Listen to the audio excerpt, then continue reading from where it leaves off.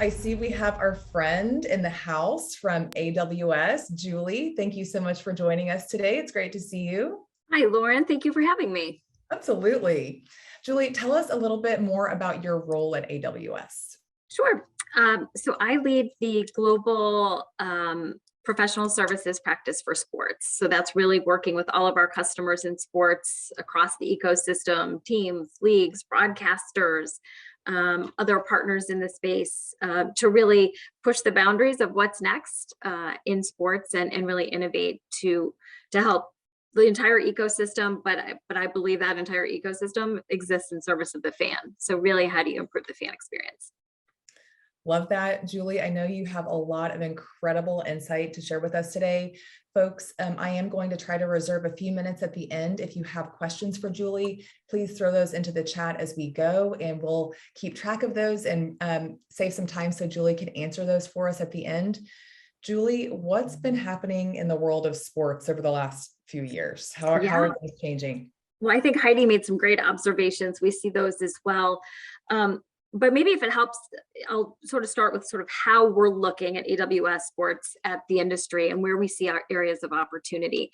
And they're really around 5 big pillars. And I always say, they're in no particular order, except for the first one, which I think is so important because it fuels so many other use cases and opportunities in the ecosystem. And that is content, data, and analytics. And what do I mean by that?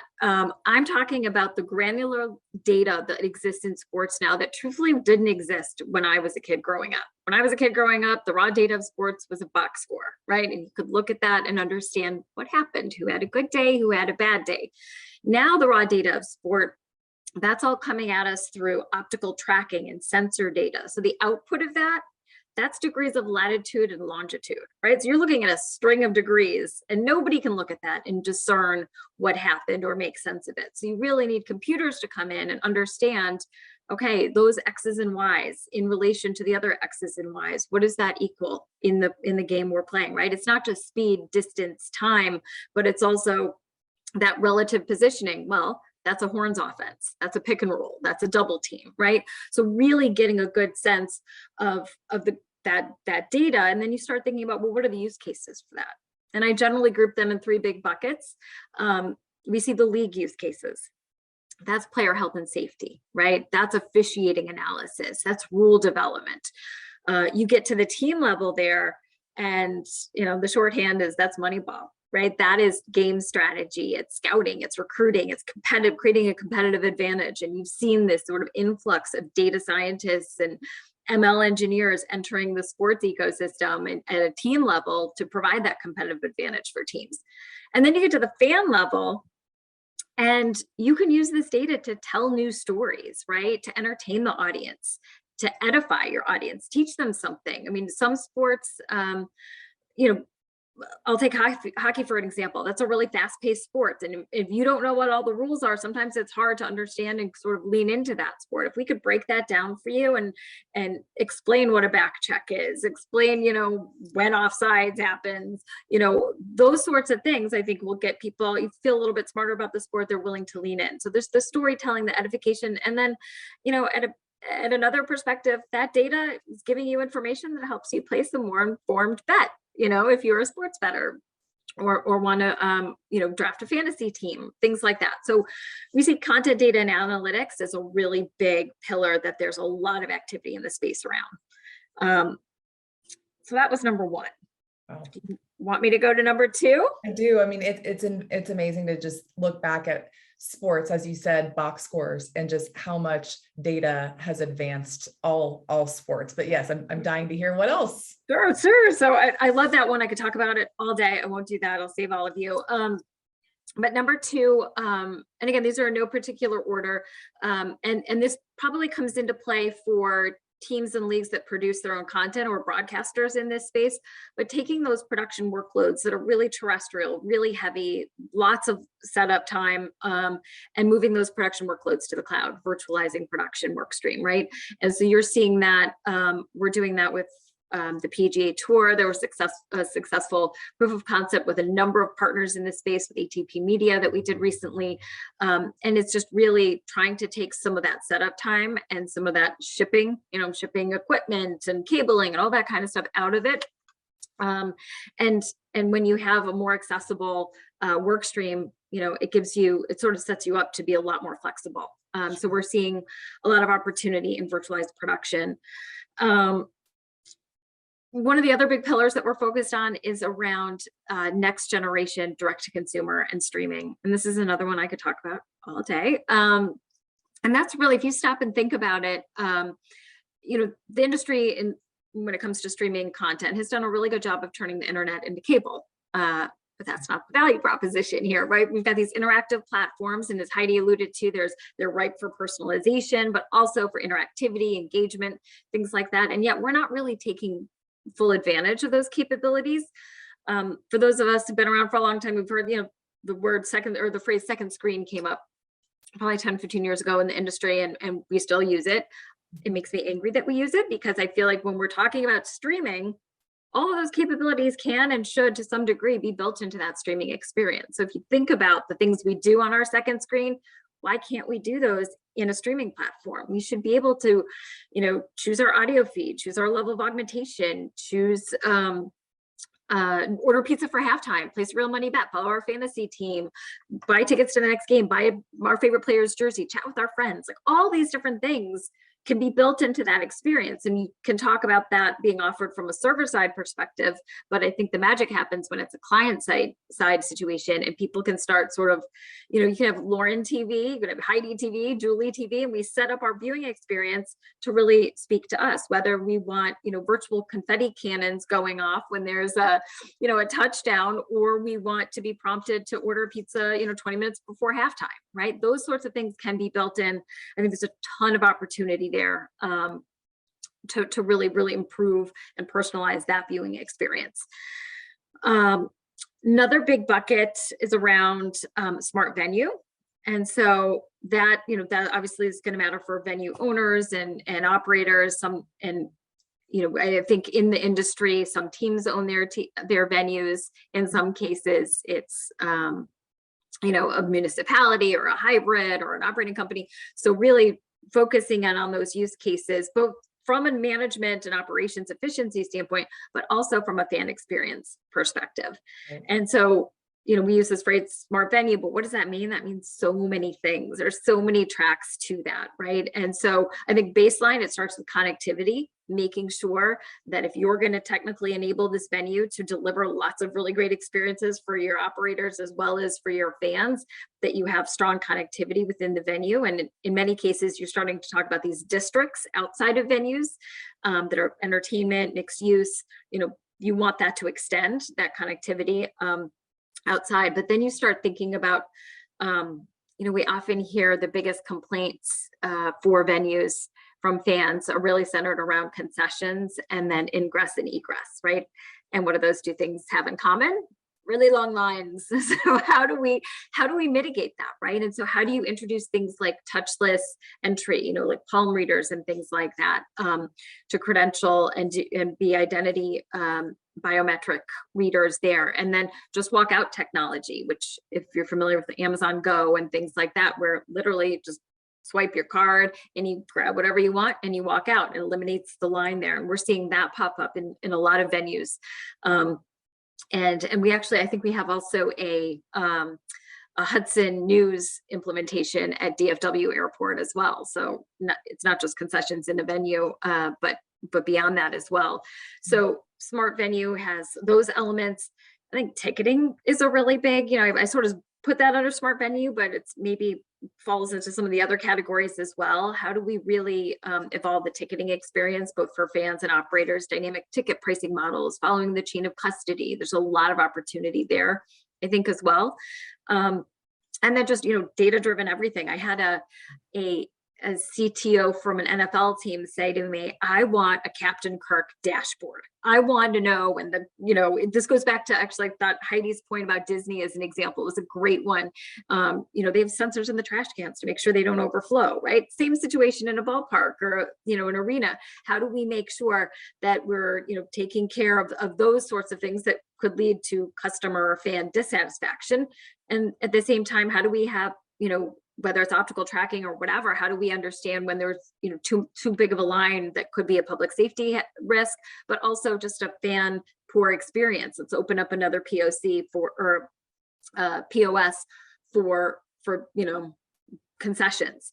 Yeah. So you think about this, you manage your venue better, but from a fan experience perspective, if you can create that point of sale and smooth out the lines in terms of concessions, can you serve me better too? If you get to know me really well, and this leads into our fifth big bucket around fan data and analytics, then you could serve me better too. You can say, hey, Julie, we know Julie, she would take, wants a beer at the beginning of the third quarter of every game. Let's let her know where the, shortest beer line is. Absolutely. That's a fan delight. I mean, tell me where the shortest bathroom line is about a half hour later, but you could do those sorts of things where you're actually smoothing out your concession and making it more accessible, but also serving the fan. And then that fifth big bucket, that elusive fan data and analytics bucket, which I think, we have our first party data, right? We know whether or not somebody signed up for a newsletter, or whether or not if they've downloaded our app, or they're a season ticket holder. But fans are transacting and expressing their fandom in so many other different places. How do we assemble that, right? E-tail, retail, social, linear, streaming, betting sites, fantasy sites. How do we get a really holistic view of the fan, and then use that to model, create personas to attract new fans into the game or sport or team, ecosystem, or how do we use that data, to market to them more effectively, to advertise against them more efficiently? So really and then, really develop products that are going to speak to them too. I think that's a real benefit. And you start looking at things like a direct to consumer streaming product. Well, that also is another source of data, right? Into what did people, lean in on? What did they toggle? What did they, when did they walk away? Right. So those sorts of things, how do we get that data, understand our customer really well, and then start projecting who else might be a customer.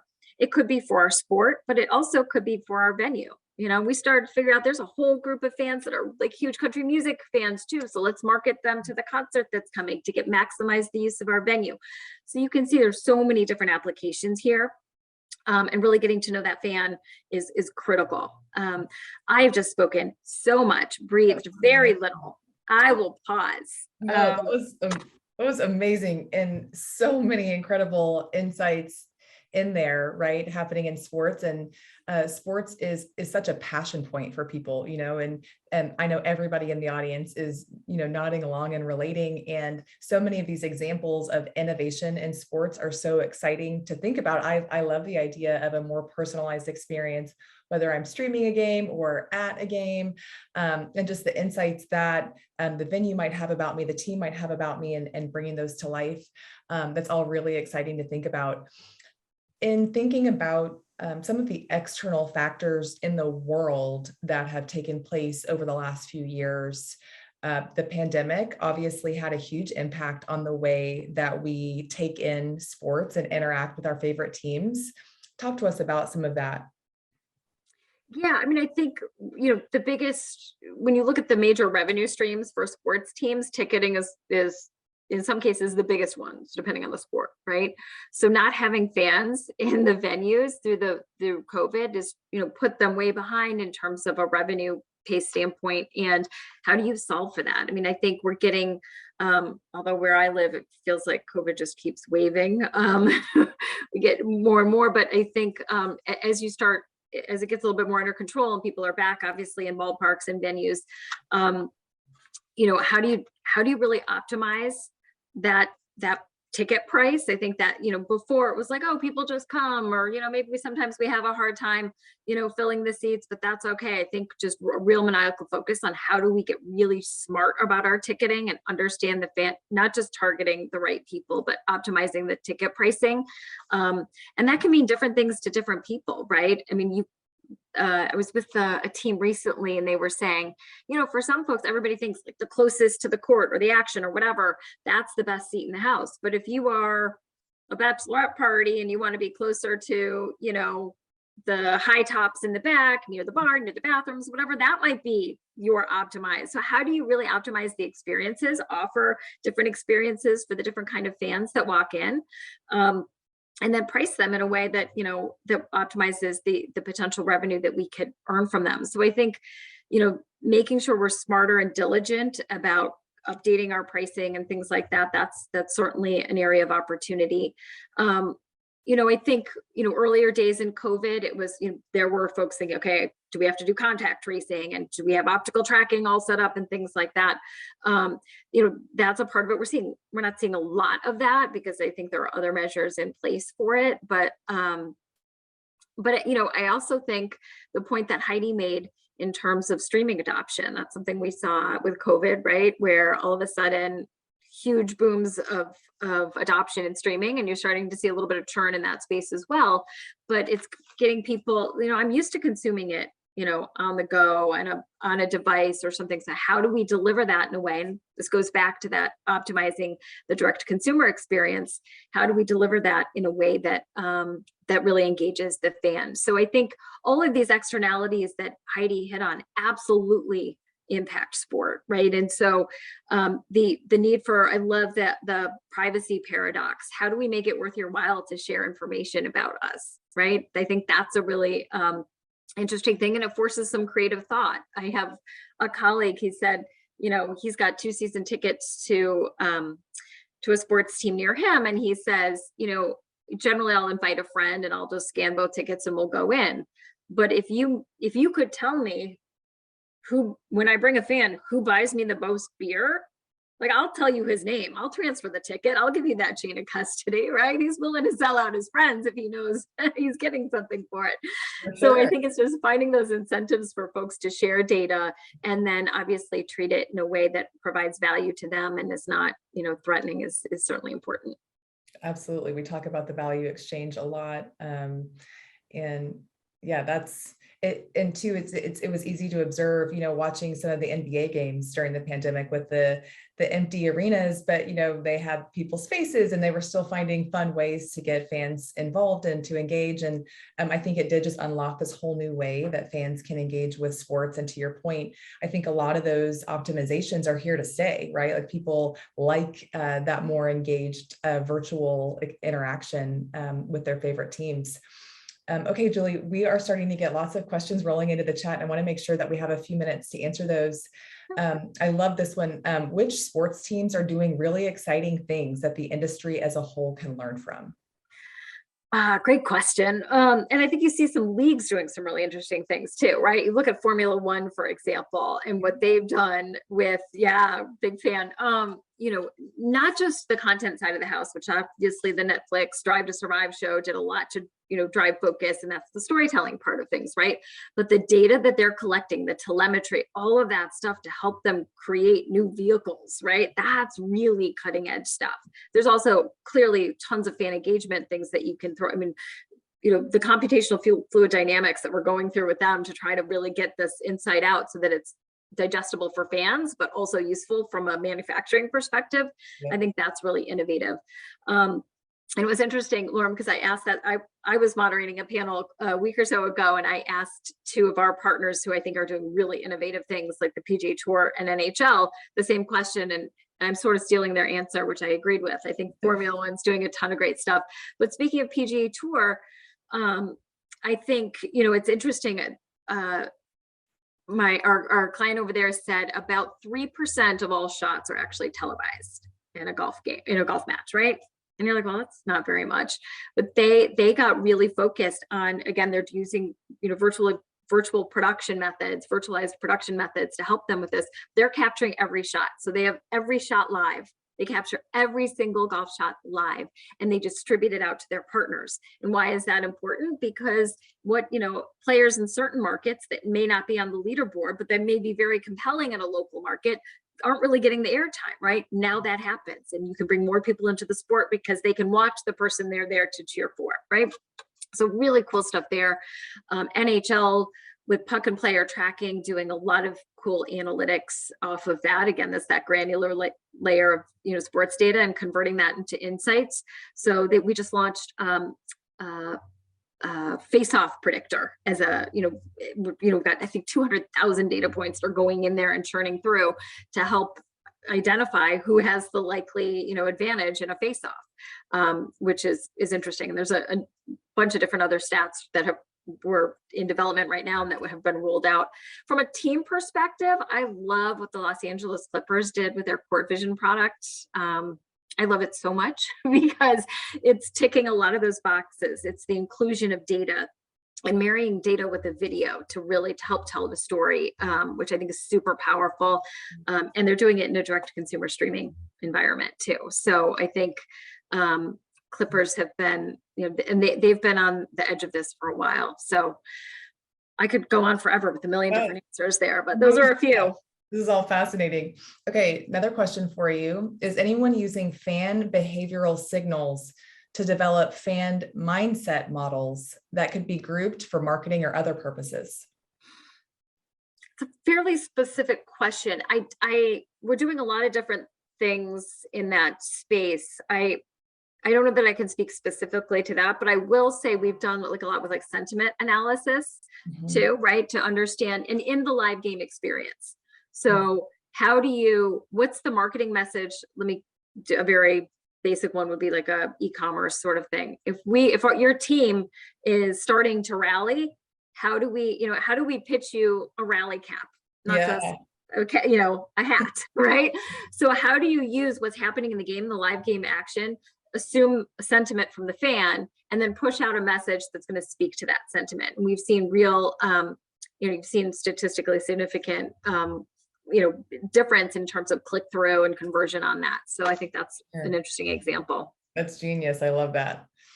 Okay. Someone else is saying, wow, I love all these sport examples. I would love to know your favorite game venue and the best sports experience you've had personally. Oh my gosh. Okay. So I have been to, I think, 4 Seattle Kraken game this season. I do not live in Seattle. I live in New York. They're other side. Climate Pledge Arena is really amazing. I mean, in terms of the sustainability aspects, just the whole vibe in there is really, really cool. But my favorite venue empirically is the University of Michigan Stadium, the Big House. I am a Wolverine, and that is my favorite place to watch a game. And my favorite game that I went to in person was Michigan Notre Dame. It was 2011. I know that because that's how I spent my 10-year wedding anniversary. It was the first night game ever at Michigan Stadium. And I think there were 3 different lead changes in the last minute, 27 seconds. And Michigan finally beat Notre Dame in that game. And it was an amazing game. Nothing beats live sports. Nothing. For sure. You're getting some Go Blues here in the chat. Yay. Okay, I think we have time for one more question. What's the impact that real-time data can have on the sports experience? Oh my gosh, it's limitless. So for people who aren't familiar with the Los Angeles Clippers Court Vision product, what they're doing is at a frame rate level, matching the data with the video so that you can augment the video based on the data in real time. So I'll give 2 examples of that. One is, if you got to the client side component, but even forget that because you could do it on server side too. You can set off certain augmentations based on that data. 2 examples, like I said, the first one is I remember watching an unaugmented play in basketball. I remember it was JJ Redick. He hit a 3 from the corner. Amazing, right? And I watched that like a casual basketball fan did. I just followed the ball. What amazing. He got free, made the shot. He's so good, right? Then rewind the tape. What we did is we took the data and we drew 2 translucent sort of squares underneath the 2 picks that were set for him at the top of the key. comes around the top, picks up the first pick, picks up the second pick, gets in his spot, his open position, clearly designed play, hits the shot. And all of a sudden, I literally leaned in, right? I literally was like, oh my goodness. Like it changed, and I felt like the smartest basketball fan ever, just all of a sudden it really changed how I watched that, right? So that speaks to that edification and that sort of lean in interest level engagement for sure.